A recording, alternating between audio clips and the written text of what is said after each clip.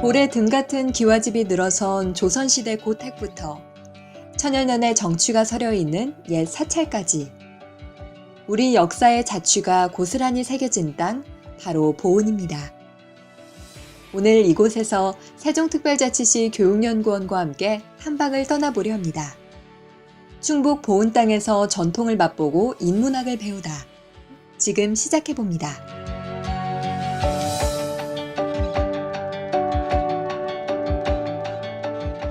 선병국 가옥은 1919년대부터 만들기 시작했기 때문에 한 지역에 300년, 400년, 500년 된 종가들하고는 좀 다르게 해남에서 이주한 가옥이었습니다.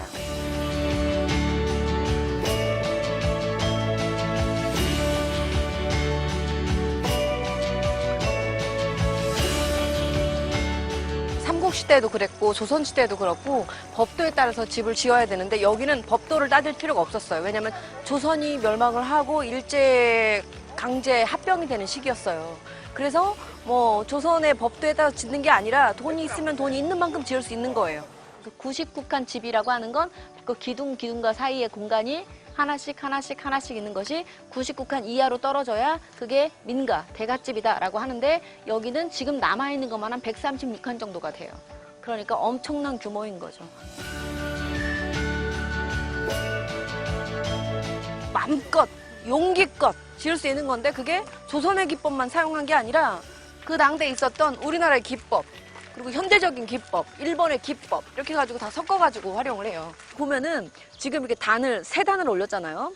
이게 집을 짓기 위해서 단을 3단을 올릴 수가 없어요. 이거는 궁전이나 할 수 있는 건물이에요. 근데 이제는 3단을 올리건 4단을 올리든 뭐 몇 단을 올리든 누가 와가지고 왜 그렇게 짓냐고 말할 사람이 없거든요. 그래서 여기는 3단으로 지은 게 특징입니다.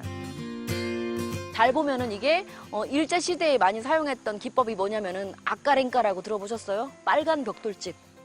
예. 우리나라 건축 기법으로 봤을 때 전통 기법에서는 벽돌이라는 게 없잖아요. 그래서 벽돌로 어떤 건물을 잘 짓지 않을 때였는데 일제강점기 때는 일본 사람들이 와가지고 건물을 지을 때 벽돌을 활용해가지고 원형도 짓고 뭐 반원형도 짓고 이런 것을 많이 봤기 때문에 돌로 쓰는 것도 좋지만 돌같이 생긴 블럭을 써는 것도 굉장히 좋구나라고 생각을 해가지고 여기는 목조 건축에다가 석조 기단을 3단으로 대고 그리고 어느 부분은 장식을 할 때 그 벽돌을 사용해가지고 이게 딱 그 시대에 가장 최신식 건물이라고 볼 수 있는 거예요.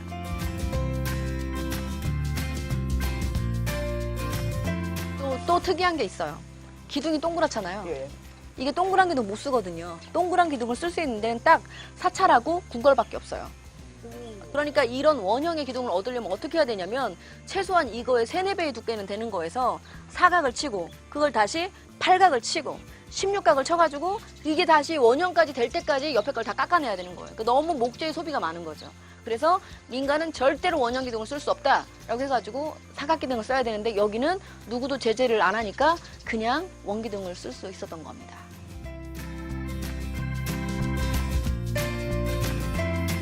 그러니까 돈이 많이 들었겠죠. 근데 주인분이 그러셨겠죠. 걱정하지 말고 네 양껏 네가 가진 재주만큼 다 부려봐라 라고 했을 거예요. 그래가지고 재주를 다 부려서 만든 건물이 이겁니다.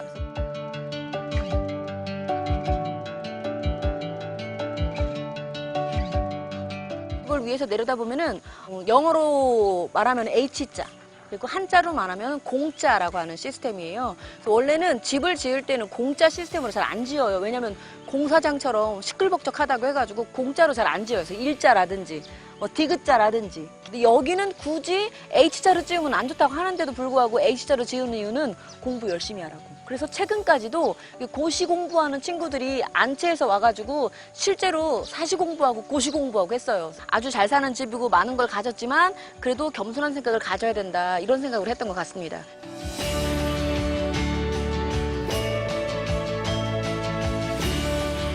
이곳에서 많은 음식들이 만들어지고 지나가던 모든 가객들이 머물면서 주변 지역의 학문과 문화를 안정화시켰던 그런 가옥이라고 보면 되고요. 또 그곳에서 먹었던 음식들이 입을 통해서 전달이 되면서 유명한 선병국 가옥의 음식 문화가 이루어졌던 것 같습니다.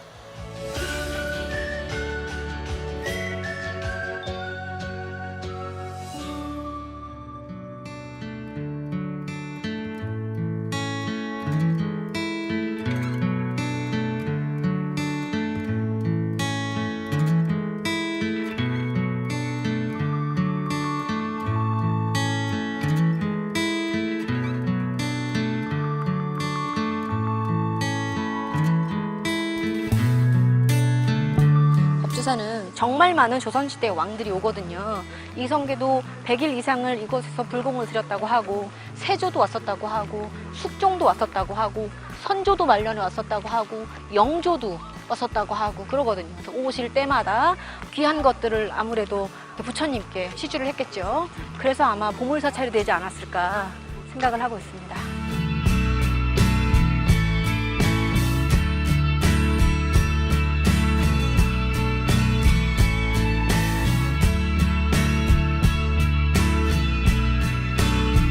임진왜란 때 불이 타가지고 다시 만들었던 시기가 있었다고 그랬잖아요. 1624년에서 6년 정도 될 거예요.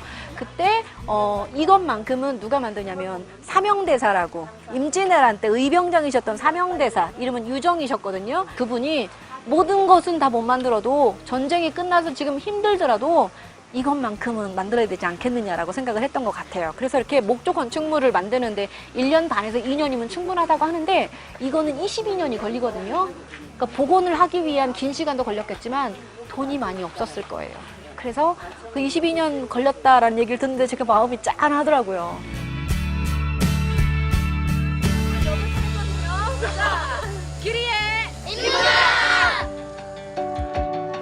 법주사는 많이 와본 곳이었는데 이 프로그램을 통해서 스토리를 듣게 되었어요. 그냥 겉모습만 보았던 법주사가 아닌 내용이 있는 법주사. 기류의 인문학이 바로 이런 것이 아닌가. 정말 좋은 여행이었던 것 같습니다. 원래는 인문학이란 것이 전문가만 할 수 있고 전문가만 배울 수 있어서 어렵다고만 느꼈는데 이 인문학을 통해서 사람들이 좀 편안하고 친숙하게 다가갈 수 있게끔 하는 게 취지였고요. 이 취지를 통해서 오늘 이제 탐방하시고 오신 분들이 이제 인문학을 좀 더 가까이 그리고 즐겁게 이제 쉽게 접하실 수 있으셨던 것 같아서 아주 좋았습니다. 이번 주제 도서는 이진경 작가가 쓴 한국의 고택기행입니다. 전국 곳곳의 고택들을 소개하고 그곳에 살고 있는 사람들의 생생한 이야기를 함께 엮어내어 우리 고택의 멋과 정취를 되짚어봅니다. 2016 도서관 기류의 인문학 프로그램을 운영하고 있는 세종특별자치시 교육연구원은 도서관 기능과 평생교육 기능을 함께 갖춘 곳입니다.